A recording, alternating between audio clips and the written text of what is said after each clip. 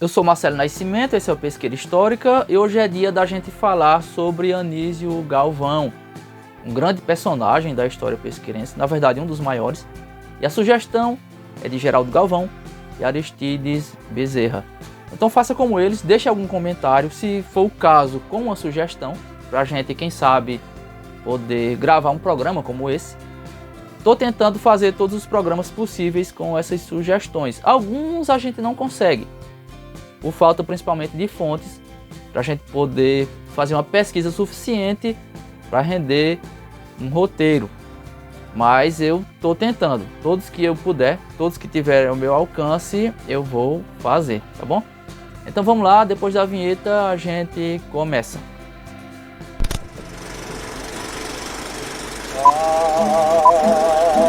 Eu recordo que a doença pelo brandão e a tinta linda sangue. Anísio Galvão é um desses nomes que a gente conhece bastante, um nome bastante marcante, mas que nem sempre a gente consegue falar sobre ele por falta de conhecimento da sua história. A gente imagina que é uma pessoa importante, por ser um nome tão emblemático na cidade, dá nome à casa da Câmara de Vereadores, dá nome também a um parque ou uma praça que fica ali perto, mas a vida dele em si, eu creio que pouca gente sabe, e é isso que a gente vai tentar fazer aqui.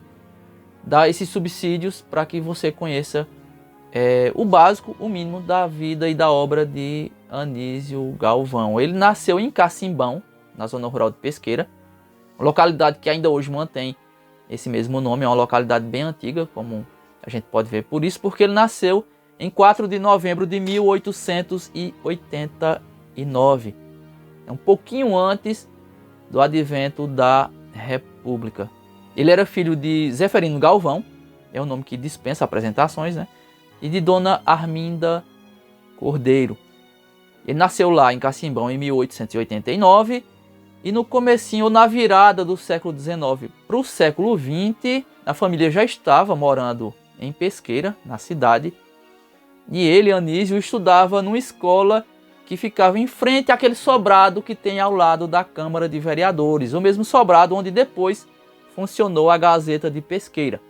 Era uma escola municipal e naquela época quem lecionava nessa escola era Janja Valença, o famoso professor Janja Valença, ou João Camilo Valença, que anos depois foi adversário político do Major Candinho, numa eleição bastante polêmica. Naquela mesma época, precisamente no ano de 1900, Anísio foi protagonista de um dos episódios mais fascinantes da história de Pesqueira, que foi a fundação de um jornalzinho.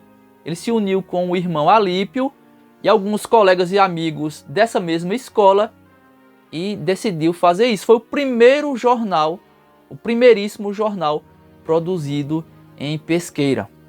A publicação se chamava O Serrano e contava com a colaboração de Glicério e Eupídio Maciel, que eram filhos do maestro Tomás de Aquino, então, portanto, eram irmãos de seu Casuzinha Maciel.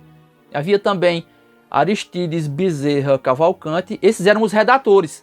E tinha também dois repórteres, que eram Osório Araújo e Pompeu Augusto dos Santos. A primeira coisa que chama a atenção nisso é que eles eram todos meninos com idades entre 11 e 12 anos. E outra coisa é que o jornal era manuscrito.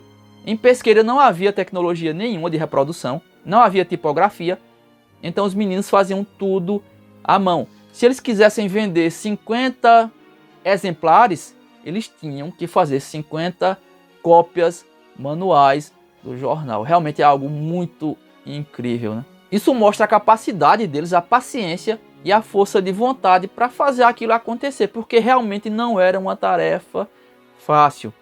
A circulação era semanal, o jornalzinho saía aos domingos e durou por mais de um ano. Em 1901 ele foi encerrado e foi um grande marco do jornalismo pesqueirense, embora a simplicidade, mas de fato foi uma publicação pioneira. E ele foi também uma escola para esses meninos. Eu acrescento isso, porque mais tarde alguns deles se tornaram grandes profissionais da área de comunicação, escrevendo para grandes jornais até da capital. né? Realmente, por isso que a gente tem que considerar o Serrano como a primeira manifestação do jornalismo local. É claro que a Gazeta de Pesqueira foi o primeiro grande jornal, um jornal profissional, jornal tipografado, mas a importância do Serrano é gigante, é inegável. E seguindo a carreira que foi plantada no Serrano, no jornalzinho, Anísio Galvão continuou escrevendo. Ele passou a trabalhar na Gazeta de Pesqueira, que foi um jornal fundado em 1902, mas em 1906 passou para a propriedade do pai dele, Zeferino. Então ele passou a trabalhar com ele. E ele fazia outras funções além de escrever. Ele foi revisor, ele fazia de tudo, na verdade, para ajudar o pai a manter aquele negócio, para fazer a Gazeta de Pesqueira dar certo. Mais para frente ele passou a escrever para grandes publicações do estado de Pernambuco, inclusive o Diário de Pernambuco e o Jornal do Comércio, dentre outros, na verdade.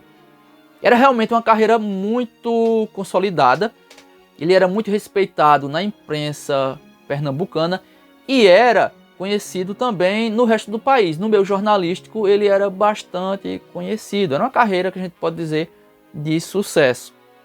Ele teve também uma vida política bastante ativa. Chegou a ser deputado por 2 vezes.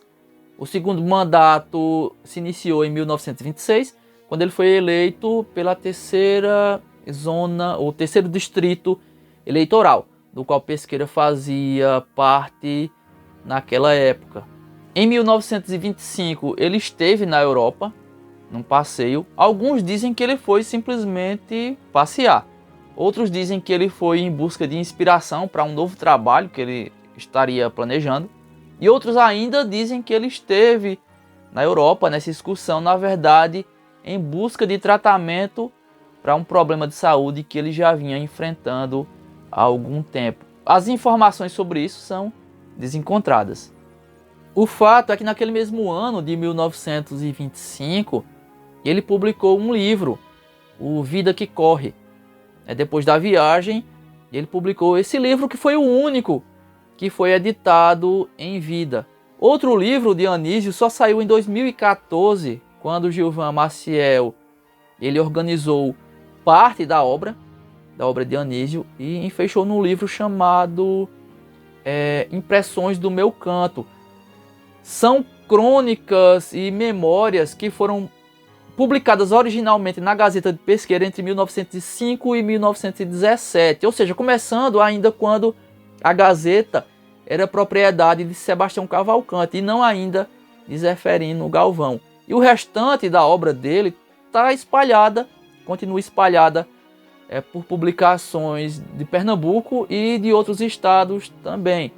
Fica aí essa lacuna ainda, né? Embora o trabalho esteja talvez disponível, porque a gente pode encontrar pelo menos parte nessas publicações, em arquivos, mas o fato é que se o material for reunido, se for concentrado como fez Gilvan Maciel, a coisa fica muito mais fácil de se preservar, inclusive, para mais anos à frente. É um sonho, né? Quem gosta da cultura pesqueirense, com certeza, esse é mais um sonho a ser realizado, né? Quem sabe um dia a gente não vê outro Gilvan Maciel, né? O saudoso Gilvan Maciel, uma empreitada dessa, de reunir mais material produzido por Anísio Galvão.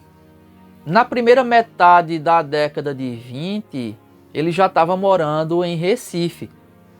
Mas em 1925, quando ele voltou da viagem da Europa, ele não ficou em Recife, ele de fato já estava doente e voltou para Pesqueira, não mais para a capital.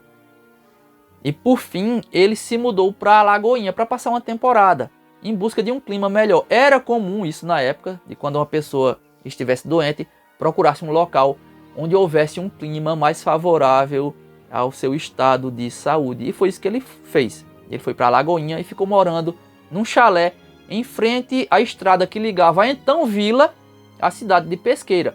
Na época, Alagoinha não era ainda um município emancipado, era, àquela altura, um dos distritos do município de Pesqueira.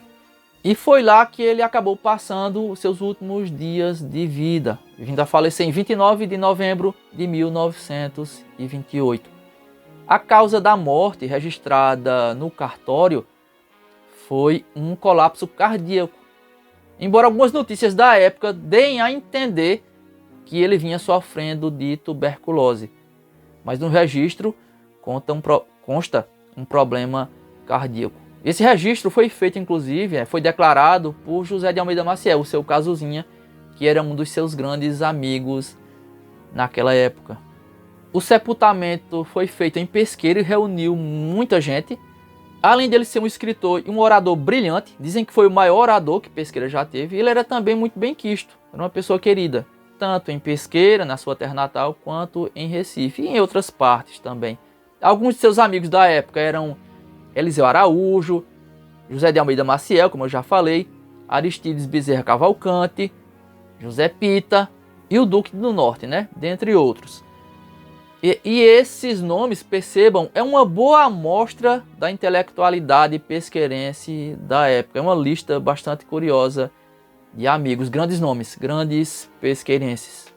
E esses mesmos amigos se reuniram para formar uma comissão para, em acordo com a prefeitura, que na época era comandada pelo prefeito Antônio Arthur, construir um parque em homenagem a ele, em homenagem a Anísio. Foi daí que surgiu o Parque Municipal Anísio Galvão, ao lado do antigo grupo escolar Virgínia Loreto, né, que depois passou a ser Rui Barbosa, é um prédio que ainda hoje existe, e a praça foi feita ao lado, a praça ou o parque. E em 1929, se colocou ali um busto, um pedestal com um busto do homenageado. E depois a comissão ainda construiu um monumento no túmulo de Anísio. É um monumento em forma de obelisco que até hoje chama muito a atenção no cemitério Cristo Rei. É um dos túmulos que mais chama a atenção ali. Até hoje, né? O monumento continua lá de pé. Embora às vezes a gente perceba que ele precisa de alguns cuidados, uma pintura, mas ele está intacto ainda. Continua lá. Já o parque é uma das provas de que Pesqueira não sabe cuidar da sua memória. O parque foi completamente desfigurado e o busto só Deus sabe há quantas décadas está desaparecido. É isso.